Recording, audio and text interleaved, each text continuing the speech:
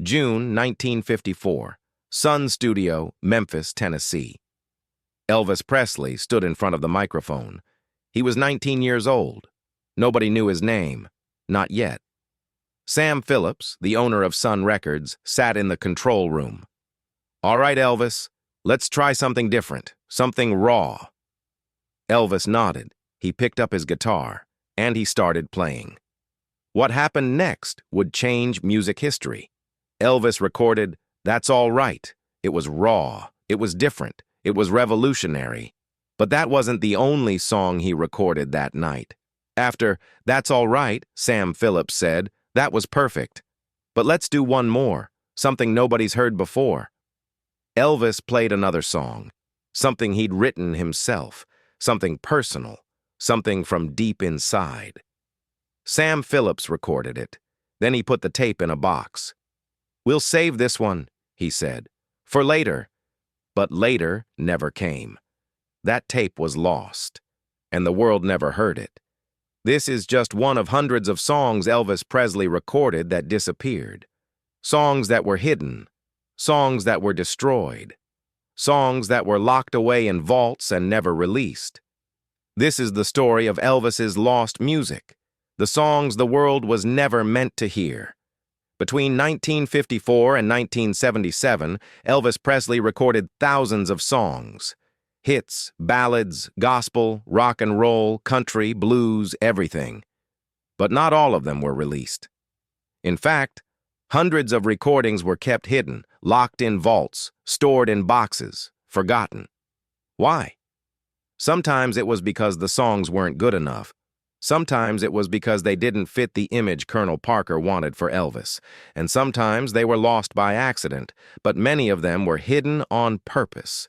In 1955, Elvis signed with RCA Records. It was the biggest deal of his career. $40,000. More money than he'd ever seen. But the contract came with a condition. RCA owned everything Elvis recorded, every note, every word, every take.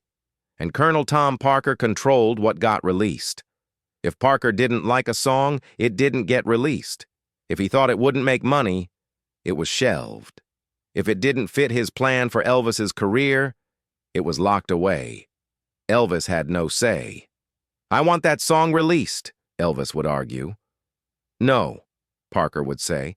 "It's not the right time." "When is the right time?" "When I say so." And most of the time, Parker never said so.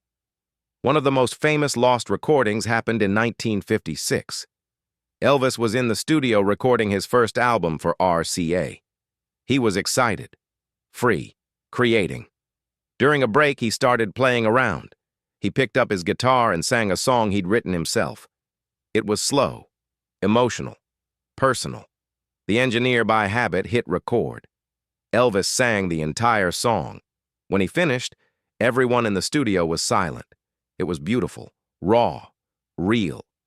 "That was incredible," the producer said. "We need to put that on the album." But Colonel Parker, who was in the studio that day, said no. "It's too personal, too vulnerable. That's not the Elvis we're selling." "But it's good," the producer argued. "I don't care. Lock it up." The tape was put in a vault, and it's still there.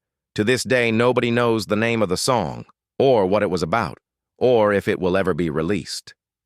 In 1960, Elvis returned from the Army. He was excited to get back to music, real music, not the movie soundtracks Colonel Parker kept forcing on him. Elvis went into the studio and recorded an entire album of gospel songs. It was personal, spiritual, something he'd been wanting to do for years. "This is the album I want to release," Elvis told Parker. "No," Parker said, "gospel doesn't sell. We're doing a pop album." "I don't care about sales. This is important to me." "Elvis, you work for me. We're doing what I say." Elvis was furious, but he had no choice. He was locked into his contract. The gospel album was shelved. Some of the songs were released years later, but many of them are still unreleased, hidden in RCA's vaults. By the mid-1960s, Elvis was trapped. He was making 3 movies a year, all of them terrible. The soundtracks were worse, but in private, Elvis was still creating. In hotel rooms, in his dressing room at Graceland, alone with his guitar, he'd write songs, record demos on a small tape recorder. He wrote songs about his life, his struggles, his pain, his loneliness. Nobody heard them. He never showed them to anyone. When Elvis died in 1977, those tapes were found in his bedroom. Dozens of them. Songs nobody knew existed. Priscilla Presley took the tapes. She listened to them, and she cried. "These are beautiful," she said. "Why didn't he release these?" But she knew why. Because Colonel Parker would have said no. Priscilla wanted to release the tapes, but Colonel Parker, even after Elvis's death, still controlled his catalog. And he said no. "Those songs aren't polished enough," Parker said. "They'll ruin his legacy." So the tapes stayed hidden for decades. In 1982, 5 years after Elvis's death, RCA started going through their archives. They found hundreds of unreleased recordings, alternate takes, rough demos, songs that had been recorded but never finished. They started releasing some of them, box sets, special editions. Slowly, the world started hearing songs they'd never heard before, but not all of them. RCA only released the ones they thought would sell. The rest? Still locked away. In 2002, a documentary team was given access to RCA's vaults. They found boxes labeled Elvis Do Not Release. Inside were tapes, hundreds of them, songs recorded between 1954 and 1977. Some were finished, some were just Elvis singing alone with his guitar. The team wanted to release them, but the Presley estate said no.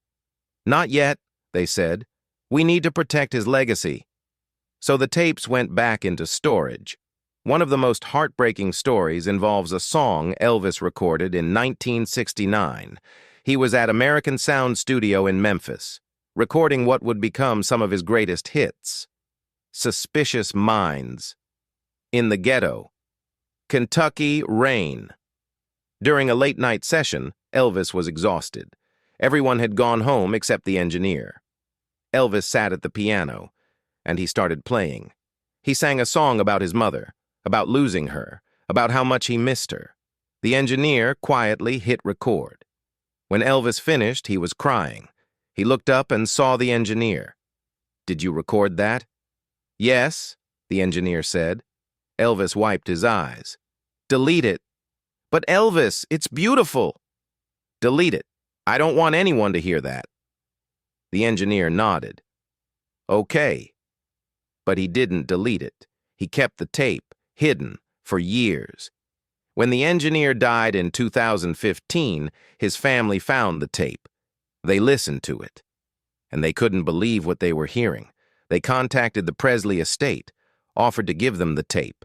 The estate listened, and they decided not to release it.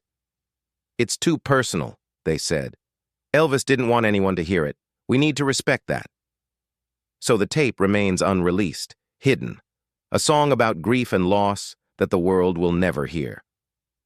In 2016, a collector bought a storage unit in Memphis. Inside were old recording equipment, boxes of papers, and a box of tapes. One of the tapes was labeled Elvis 1956 Private Recording. The collector played the tape. It was Elvis, singing a song nobody had ever heard, just him and his guitar, raw, unpolished, beautiful. The collector tried to sell the tape, but the Presley estate sued.